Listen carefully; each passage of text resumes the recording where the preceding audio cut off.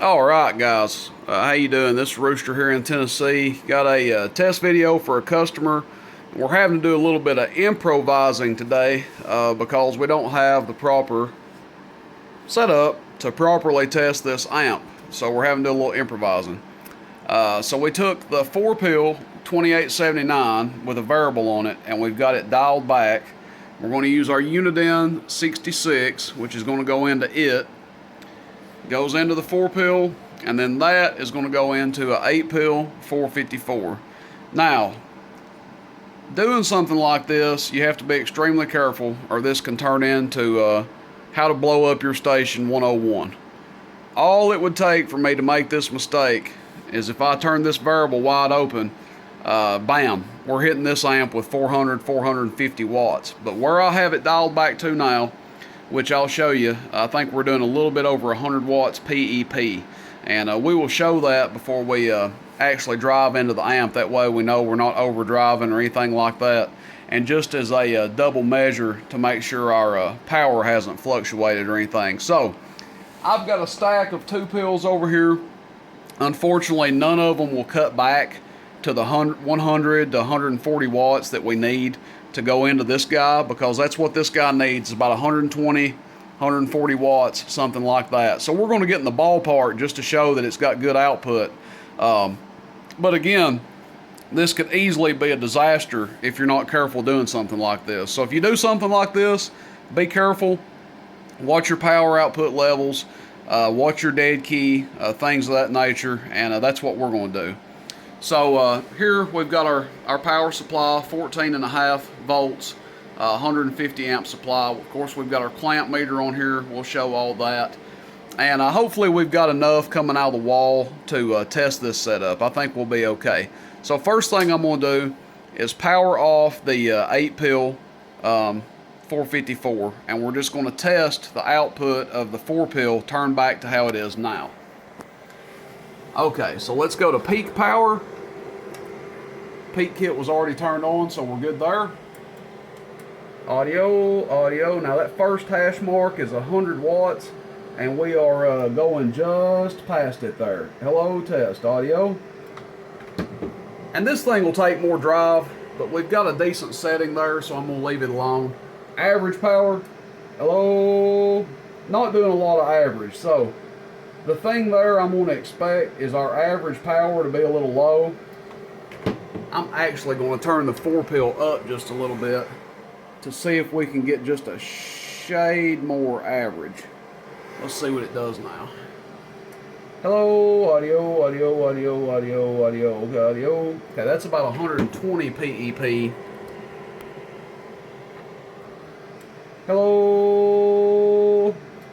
Still only showing us about 20 or 30 average, and the reason that is we are severely underdriving this 4-pill, hitting it with a 10 watt average radio, 35 PEP, and we've got it dialed back on the variable, so it's really turning our average power down. But again, guys, best I had to test it with, and you know, I guess a half-assed test is better than no test at all to make sure everything's good with the big guy before it goes out. We've already pre-tested this amp. We know what it'll do. So the main focus here is testing this one. So what I'm going to do is we're going to end up having to take out the 1,000 watt slug because it's going to do more than 1,000 PEP. I feel pretty comfortable. So what I'm going to do is pop it out, and we're going to slide in the 2,500 watt.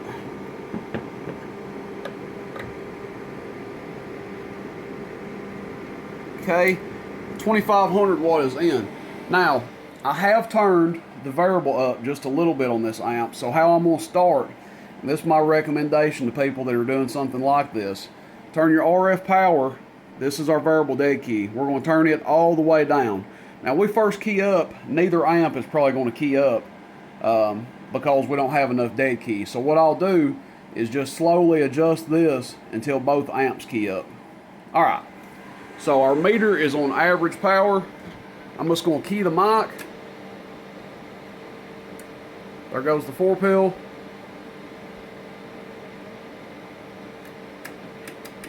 Hello. Still not wanting to key the big guy.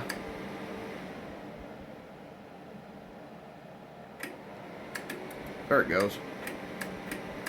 I can hear it keying now. Dead key is real low. It's because the setup we have. So we're not going to be able to get the dead key that we want out of it. But anyway. Hello, audio. Hello, audio. It's almost 500 average. Like I said, we're not getting our dead key where we want because the 4-pill actually needs, as you saw in the previous video, it needs about 3 watts going in to make it get some decent dead key out of it. But again, guys, we're just working with what we've got here. So let's show how much current we're drawing. Let's see. Hello,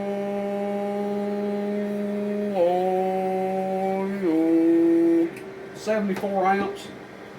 And with a little more drive, a little more average power going in, you're going to see a lot more current out of this. Probably between 85 and 90 amps if we had a little more average power going in. So here we go. 2500 watt slug. We're going to look at the top scale first. This is average power. Hello. Right at 500. Audio. And it will do more than that. For sure it will do more. Now let's go to PEP. Hello, audio, around 1200 watts. Audio, just shy of 1250. Audio, 1, 2, 3. Audio, 1, 2, 3. Audio.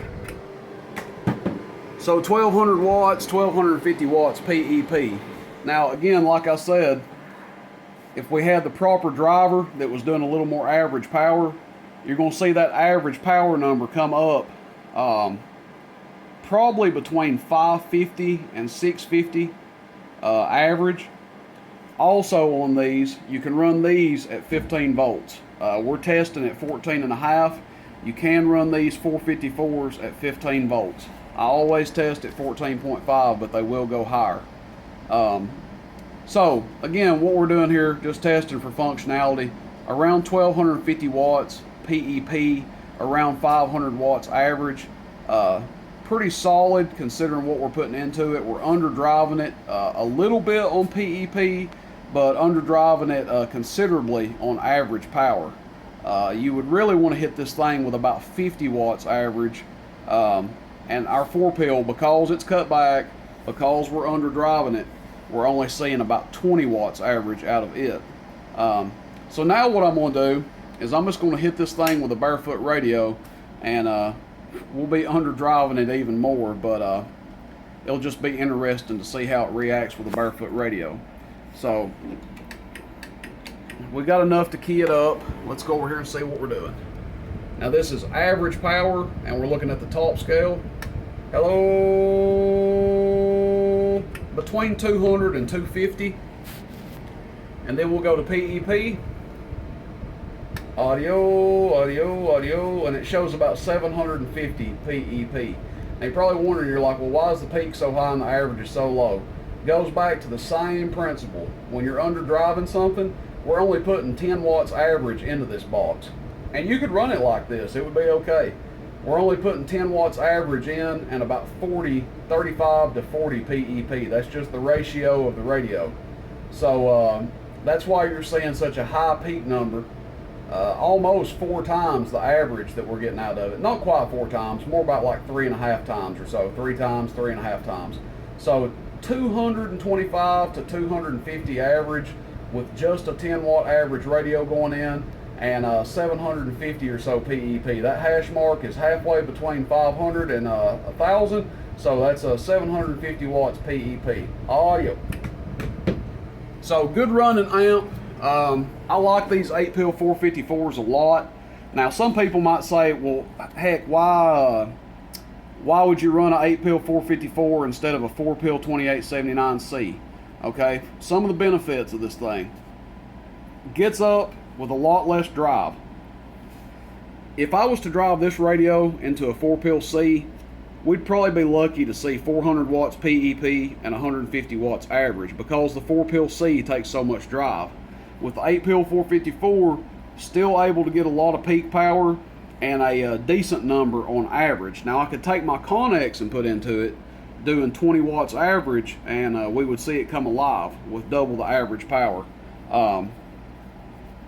You put a striker into one of these, 655, 955, 447, any of those 497s, you're going to see this thing come alive. Sold quite a few of these 8 pills, and have had zero trouble out of them. People running them really like the way they do.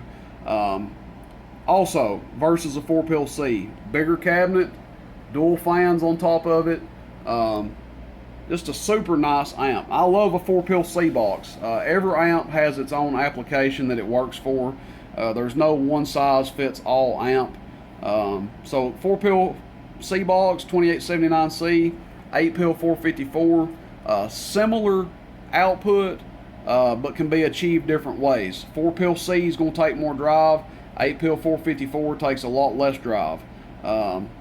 Gets up and goes, has a lot of gain to it. So overall, top number you can expect out of these, absolute max, I would say if you get 1300 to 1400 watts PEP, 600 watts average, best to leave it there and let it go. We saw 500 watts average, around 1250 PEP, a good solid number considering what we're driving into it here. But this one is sold to the real 382. So man, I appreciate your business, appreciate your patience. Anybody has questions, comments, need to get a hold of me, shoot me a text, 423-299-3535. Rooster in Tennessee. See you, bye.